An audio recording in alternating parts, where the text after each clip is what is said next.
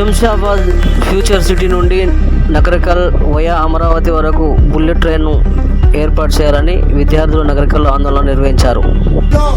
అనేక వేలాది మంది విద్యార్థులు పాల్గొని రేపు జరగబోయేటువంటి అనేక పోరాటాల్లో బుల్లెట్ ట్రైన్ సాధన కోసం నిరంతరం సాగేటువంటి పోరాటంలో సాధించేంత వరకు ఉద్యమాలు చేస్తాం.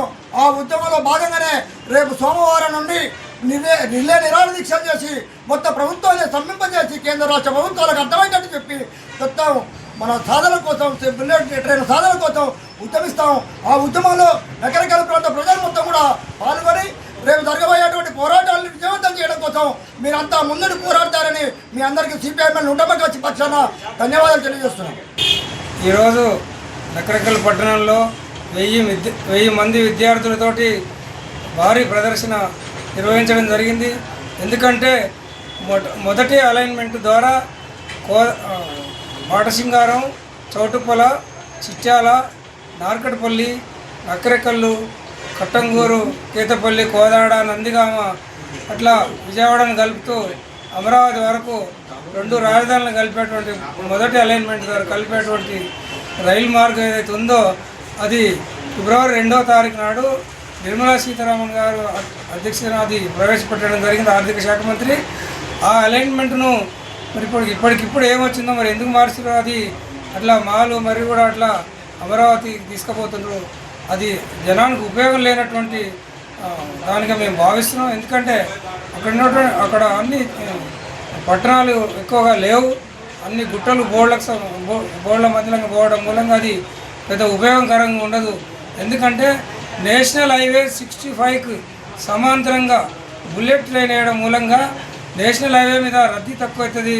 10ల సంఖ్యలో 100ల సంఖ్యలో జనం చచ్చిపోతూ ఉన్నారు యాక్సిడెంట్ల మూలంగా. కాబట్టి వ్యాపారానికి కానీ విద్యాసంస్థలకు కానీ చదువుకున్నటువంటి పిల్లలకు కానీ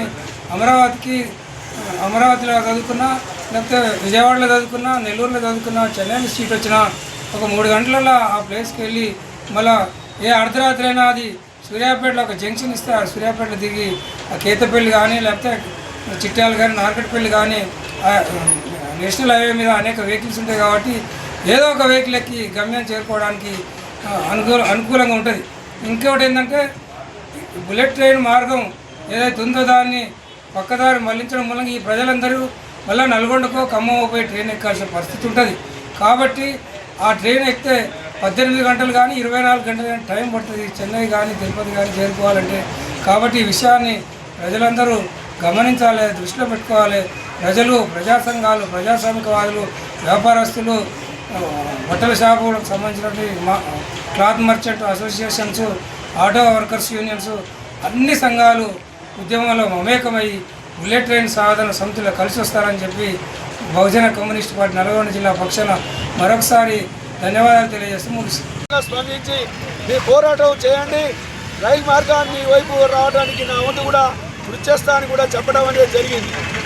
కాబట్టి ఈ విద్యార్థి పాఠశాలకు పంపడం వల్ల మరి ఈరోజు ఇక్కడికి వచ్చేటువంటి మరి కొమరే గారికి, యాదగిరెడ్డి గారికి, అలాగే వెంకటేశ్వర